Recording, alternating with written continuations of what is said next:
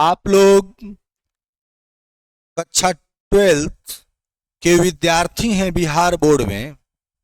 तो आज हम आप लोग को हिंदी की पाठ्य पुस्तक जिसका नाम है दिगंत और उसी के गद्य भाग की दूसरी पाठ में एक कहानी है जिसका नाम है उसने कहा था, और आज हम उसी कहानी के बारे में आपको बताएंगे।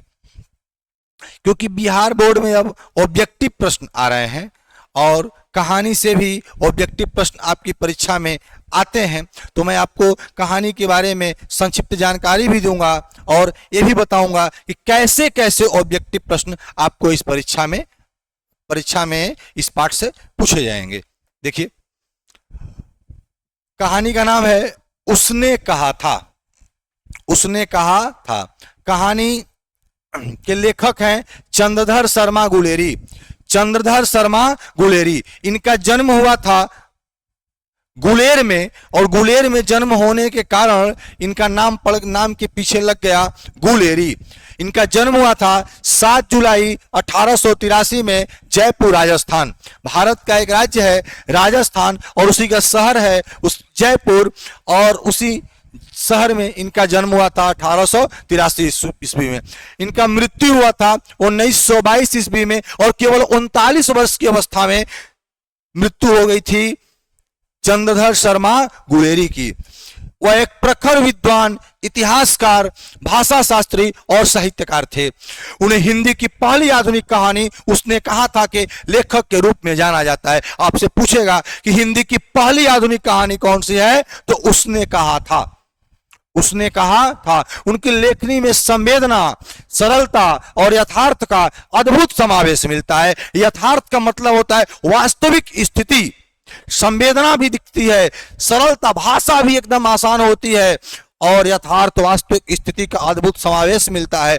गुलेरी जी ने बहुत कम लिखा, लेकिन जो भी लिखा वह आज भी अमर है। गुलेरी जी ने अपने जीवन काल में मात्र 3 ही कहानियों की रचना की, सुखमय जीवन, बुद्धू का कांटा और उसने कहा था, जिसमें उनकी सबसे प्रसिद्ध कहानी है उसने कहा था। सबसे प्रसिद्ध कहानी है उनकी उसने कहा था। कहानी का प्रकाशन हुआ था वर्ष 1915 में। यह कहानी जो है प्रथम विश्व युद्ध की घटना पर आधारित है। प्रथम विश्व युद्ध की घटना पर यह कहानी आधारित है। वह युद्ध जो 1914 से लेकर 1918 ईस्वी तक चला था। इसीलिए यह कहानी माने ऐतिहासिक दृष्टिकोण से भी महत्वपूर्ण है। विधा क्या है इसकी? कहानी। ये तो उसने कहा था कहानी है। हिंदी की पहली सशक्त लघु कथा मानी जाती है, मतलब यह हिंदी की पहली लघु कथा है। इसके पहले ऐसी लघु कथाएं नहीं लिखी गई थी जैसी रचना चंद्रधर शर्मा गुलेरी ने की थी। उसने कहा था लघु कथा माने छोटी कहानी, लेकिन जो एकदम भावनात्मक असर डालती हो, लेकिन हो लघु कथा, छोटी कथा हो, ज्यादा उसमें पात्रों की संख्या कम हो, शब्दों की संख्या कम हो, उसको बोलते हैं हम लोग लघु कथा। थीम, विषय, इस कहानी में किन किन विषयों पर चर्चा की गई है? प्रेम, कर्तव्य, त्याग और बलिदान। और किसके प्रेम, कर्तव्य, त्याग और बलिदान की चर्चा की गई है? तो लहना Singh hero of the story. लहना सिंह यानी किस कहानी का नायक है लहना सिंह, उसी के प्रेम के, कर्तव्य के, त्याग का और बलिदान की चर्चा की गई है। मुख्य पात्र लहना सिंह सिपाही है। लड़की, वही लड़की आगे चल करके सूबेदारनी के नाम से आती है और उसके पति का नाम हो जाता है हजारा सिंह, और उसका बेटा जिसका नाम होता है बोधा सिंह, जिसकी जान बचाने के लिए लहना सिंह युद्ध भूमि में कुर्बान हो गया। वही बोधा सिंह उस लड़की का बेटा था। लड़की नहीं, वो लड़की का आगे विवाह हो गया हजारा सिंह सूबेदार, जो कि सैनिक ही था ब्रिटिश सरकार में, और उसी का बेटा था कौन? बोधा सिंह। देखिए कहानी के रोचक तथ्य, इंटरेस्टिंग फैक्ट्स।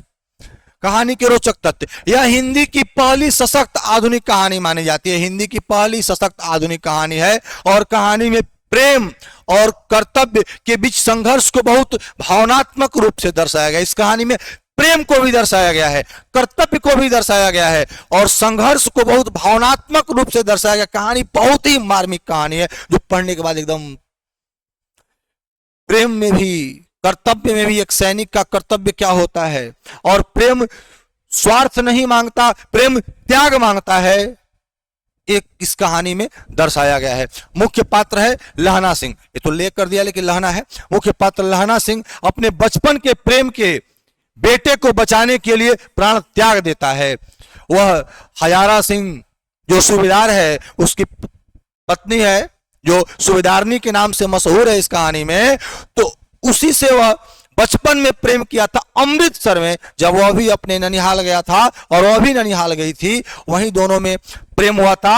और उस समय लहना सिंह की उम्र थी 12 वर्ष और उस लड़की की उम्र थी 8 वर्ष, और उस समय हुआ था और उस समय बीत चुका था।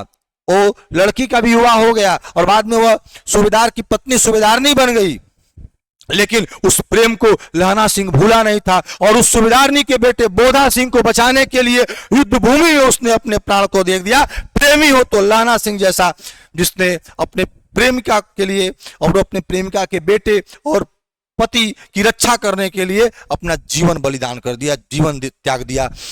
कहानी का शीर्षक उसने कहा था, कहानी के भावनात्मक दो मोड़ को दर्शाती है, क्योंकि उसने कहा था, किसने कहा था भाई? तो सूबेदारनी ने कहा था लहना सिंह से कि युद्ध भूमि में तुम मेरे पति और पुत्र की रक्षा करना, मुझे तुम्हारे ऊपर विश्वास है कि तुम्हारे रहते हुए मेरे पति और पुत्र को कुछ भी नहीं हो सकता है। और सूबेदारनी के इन वचनों का पालन लहना सिंह अपनी जान की बाजी लगाकर किया था, जान दे दिया, लेकिन उसके पति और पुत्र को कुछ होने नहीं दिया।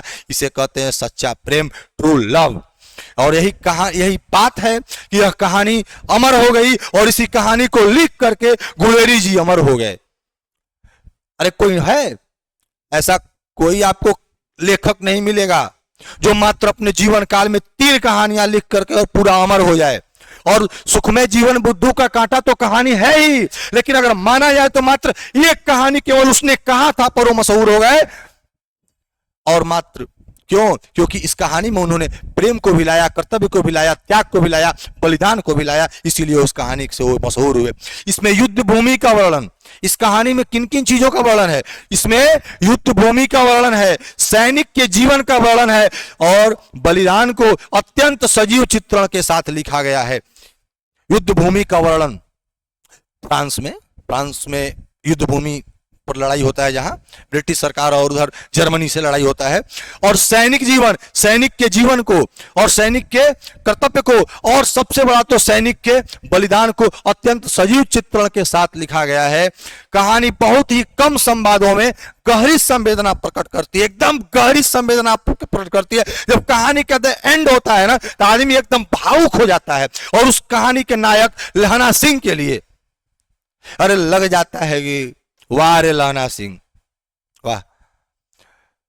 उसके प्रेमिका का विवाह हो गया है कि नहीं, और उसका बेटा भी है, लेकिन उसने एक बार कह दिया कि मेरे पति और पुत्र की रक्षा करना है, और उसके कहने पर उसने अपना जीवन बलिदान कर दिया उसके पति और पुत्रों की रक्षा करने के लिए। ये गहरा सच्चा प्रेम था लहना सिंह का। इसीलिए कहते हैं कि प्रेम स्वार्थ नहीं, प्रेम त्याग मांगता है, प्रेम स्वार्थ नहीं, प्रेम त्याग मांगता है। आप लोग जरूर देखिएगा इस वीडियो को और चैनल को लाइक और सब्सक्राइब जरूर कीजिएगा। अगर आप लोग आएंगे लाइव तो इसी एनर्जी के साथ, इसी जोश के साथ प्रत्येक दिन आपको हिंदी की क्लास पढ़ाई जाएगी और कल जमकर चलेगा। उसने कहा था, आज तो मैं इस कहानी का परिचय बता दिया हूं, लेकिन कल एकदम विधिवत रूप से आप आइए और लाइव रहिए और एक एक चीज एकदम उसी जोश और उमंग में इस कहानी को बिल्कुल पढ़ाई जाएगी और आप एकदम आनंद लीजिएगा। इसी के साथ तहे दिल से आपको धन्यवाद।